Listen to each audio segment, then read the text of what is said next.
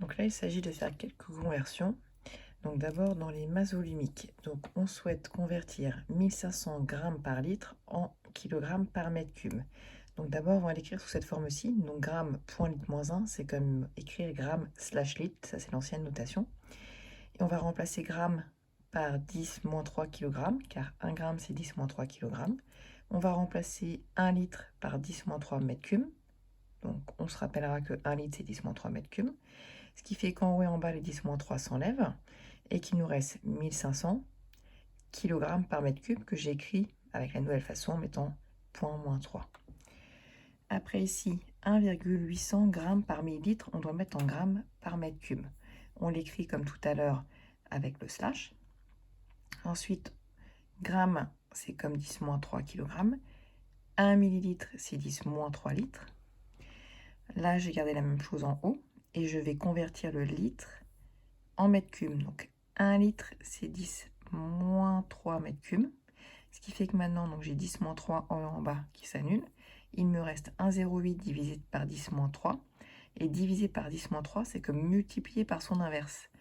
Donc ça fait 1,800 fois 10 puissance 3 kg par mètre cube. Maintenant, c'est de la pression dont il s'agit. Donc on avait 1019 hectopascal à mettre en pascal. 1 hectopascal, c'est 10 puissance 2 pascal. Donc 1019 hectopascal, c'est 1019 fois 10 puissance 2 pascal.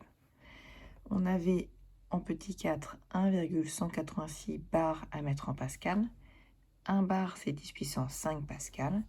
Donc 1,186 bar, c'est 1,186 fois 10 puissance 5 pascal.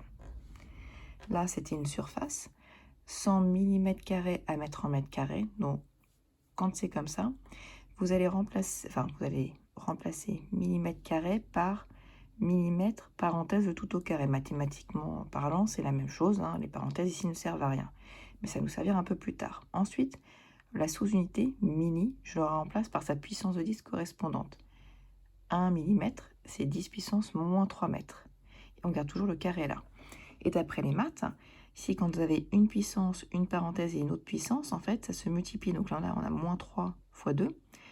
Et on a 2 fois moins 3, mais également 2 fois le mètre qui était puissance 1.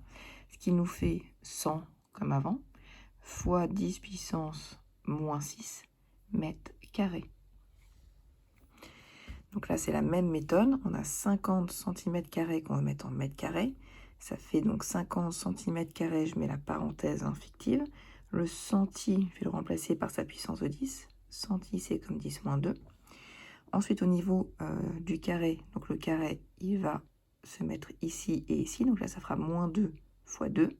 Et là, au carré, ce qui nous donne bien 50 fois 10 moins 4, moins 2 fois 2, mètres carrés.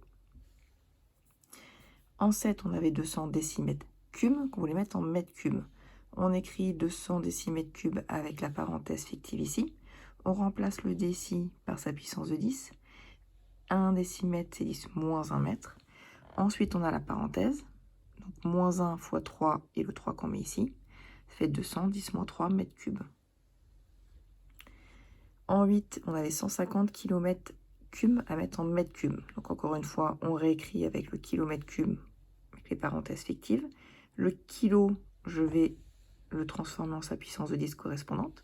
1 km, c'est 10 puissance 3 mètres. Pardon. Ensuite, on a le carré.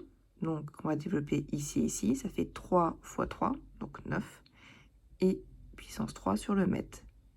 Donc, on obtenait 150, 10 puissance 9 mètres cubes. Et enfin, le dernier, on avait 40 mm cubes à mettre en mètres cubes. Donc, on a 40 mm cubes, on met les parenthèses fictives. On remplace le milli par sa puissance de 10 correspondante.